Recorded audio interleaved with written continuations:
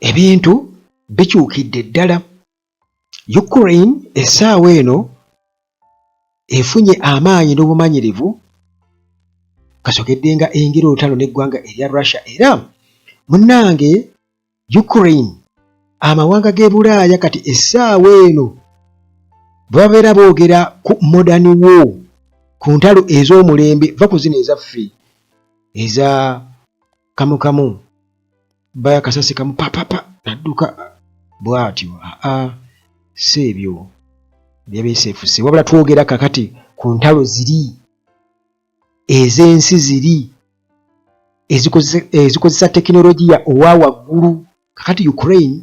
munnange olutalo luno lwerimu n'eggwanga erya Russia lugibangudde ebya ddala. Era bwe tuba twogera ku modern war, twogera ku modern warfare, kiba kitegeeza nti Ukraine eri wagguluko, era amawanga ag'e Bulaaya gagikozesa kati okubeera nga gagyebuuzaako, gagikozesa experience yaayo, combat experience oba expertise.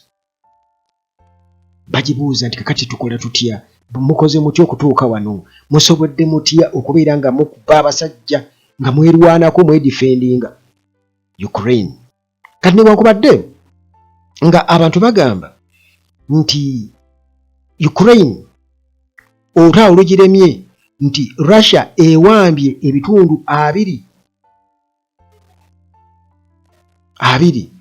ku 100. Russia yabiwamba ebitundu ebya Ukraine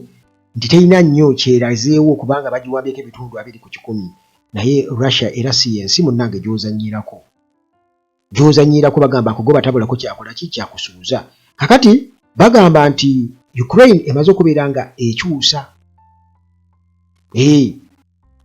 nti nga eva mu kubeera nti ebadde efuna obuyambi, kakati ate efuuse security provider.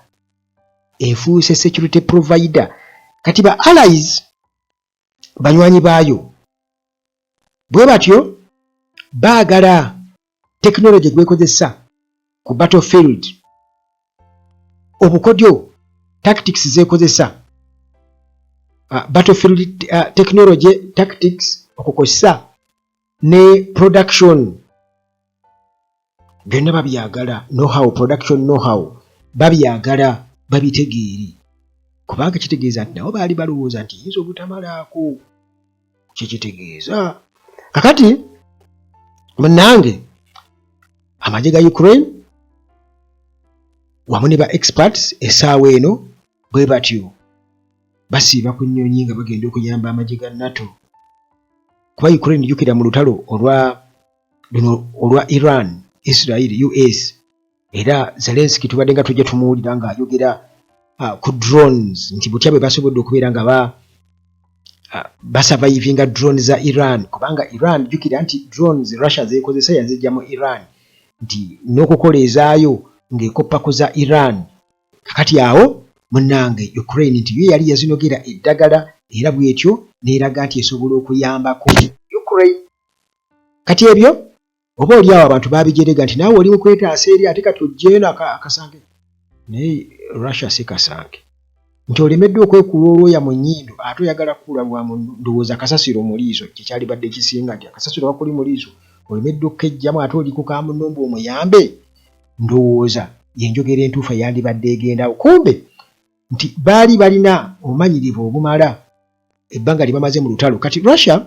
bwe yalonkinga full scale invasion ku ggwanga erya Ukraine mu mwezi gwali gwa 2022. Naye lwaki? Kubanga nze banjala mu mwezi gwa 2 nga 28 kyokka bwe bagenda okulumba Iran bagirumba mu mwezi gwa 2 nga 28. Kakati nabano nabo mu mwezi gwa 2 kyokka nabadde njugira wano nga ndi mu kunoonyereza ku bya Haji Ssebirumbi. Nagenda okuwulira nti izima bamutanga 27 mu mwezi naye gwali gwa 4 ndowooza. Ye tebyali nabadde ntidde naye era abantu batta 28 Museveni yatta 28 ku Kalabba era nga 28 eyo kweri kyokka ate era ekizinga okwewuunyisa era n'omwaka gwe nazaalibwa guliko 8 kakati munnange Russia mwezi gw'okubiri 2022 titubire nga tuli bansasagge omwezi gw'okubiri kintu kwa byensasagge kakati munnange mwezi gw'okubiri bwe batyo nga bangi ba predicting nga bagamba nti Russia egenda kuyisa mukka mu kisero engeri gy'erina greater military might erina amagye mangi nnyo ate nga galina experience kakati nga balowooza nti egenda kuba muganda wange esekiwalinga swift victory egenda kuyisa mukka mu kisero ekintu kitaasoboka munnange ekyaliwo amagye ga Ukraine bwe gatyo gasobola okusindiikiriza amagye ga Russia okuva mu kibuga bano nno bayingirako e Kyiv Russia yavuga ebimotoka byayo bimajegere ne byegirisiza mu kibuga Kyiv mujjukira bulungi nnyo nga bali mu capital Kyiv naye amagye ga Ukraine naye gatyo ne gabasindiikiriza ne baddayo nga tebeesikidde kanyeebwa kakati olutalo lwe baali basuubira okuba nti lugenda kutwala just eddakiika budakiika terwayingira omwaka bwe luto ne lweyongererayo ddala ne lweyongera twogera ku mwaka gwa 2022 mu February tuli mu 2026 munnange Ukraine mu kulwanagana wonna kiba kitegeeza nti nga efuna emmundu okuba mu banywanyi baayo bo bennyini ate abaagala okubawa ku bukodyo kati efunye obukodyo bungi n'okumanya butya bw'esobola okubeera nga yeedifendingamu kati ba partner nations essaawa eno baagala babalage mubadde mukikola mutya munnange mu myaka egiyise ebiri in particular kibadde obvious nnyo nti Ukraine emaze okubeera nga development ga technologies ne battlefield tactics era nga basobodde okubeera nga beera bagamba ensi yonna ebalabanga abasobola okuganizinga amagye okwaŋŋanga obuzibu bwonna obubeera bubaguddeko nti ebbanga lye bamaze mu lutalo liwerera ddala kubanga tuba twogerera mu myaka seena tuba twogerera mu myaka ena muganda wange gye bamaze mu lutalo lutandise wano jjojjuuzi ti amafuta mujjukira ebintu ebyokulya kimu ebbeeyi ne yeekanama Lavrov n'ajja wano e Uganda mujjukira bulungi nnyo ne bagenda mu summit mu Russia muhoozi gye yagirira bw'ati nga